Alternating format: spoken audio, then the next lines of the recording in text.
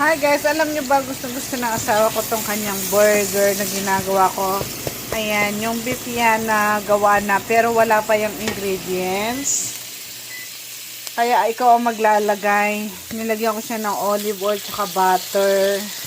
Tsaka yung kanyang cayenne pepper. Yung parang eto. Ang tawag dyan, parang chili powder, paminta, tsaka garlic powder. At saka syempre paprika. Ayan. Ginaganito ko siya guys sa gitna o kaya doon sa mga party niya kasi galing to sa freezer eh. Ayokong kainin niya hilaw.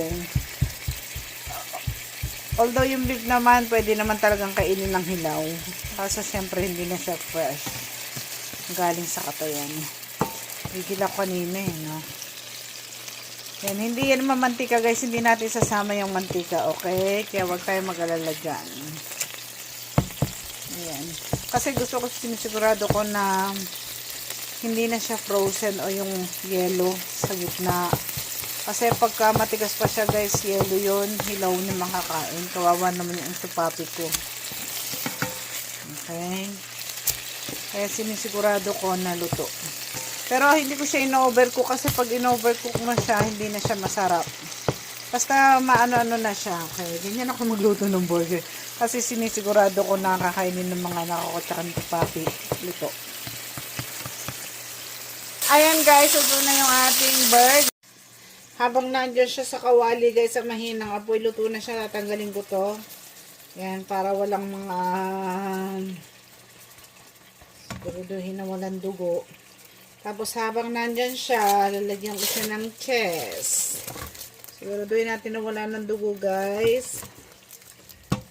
Para may nakikita pa ako.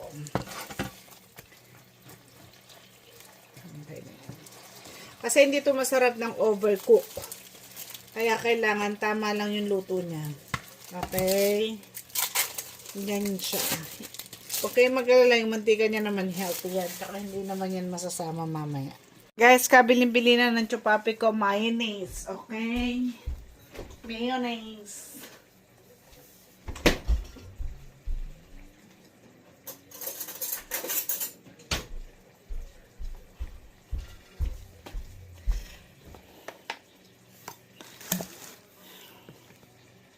Ang gusto niya ay dalawa pero apat na tinapay. Ganyan kahina. Kanina umaga 3 hanggang burger niyan eh. Ngayon 2. Nagbawas daw siya. Dieta daw siya. Diet pa yun na. Okay. Ayan, lagyan ko siyang mayonnaise. Wala akong burger buns, yung pang burger na tinapay, burger buns. Kaya ito na lang, sandwich. Pwede din yan. Tinapay din naman yun eh. Iba lang ang shape, okay?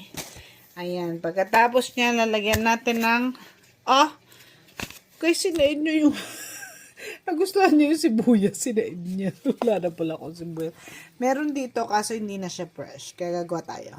Guys, dito pag nagluluto ako, madalian. Yung hindi kami nagle-leftover, lalo na yung asawa ko. Pero kami, kumakain kami ng mga tira.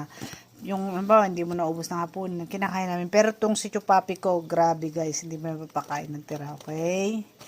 Kaya talagang lahat ng pagkain yan, kailangan 5 minutes pa lang, sa 10 minutes. Mahaba na sa akin yung gumawa ng pagkain niya na 20 minutes. Mahaba na yun. Yan, gusto niya may sibuyas. Gusto niya yung sibuyas guys eh.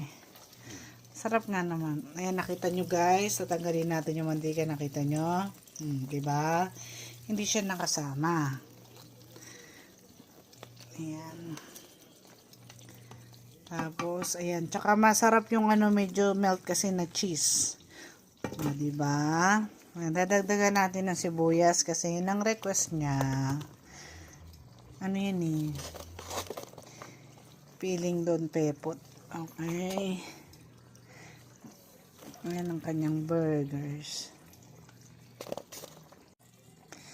Ayan, kasi request niya guys, maraming sibuyas.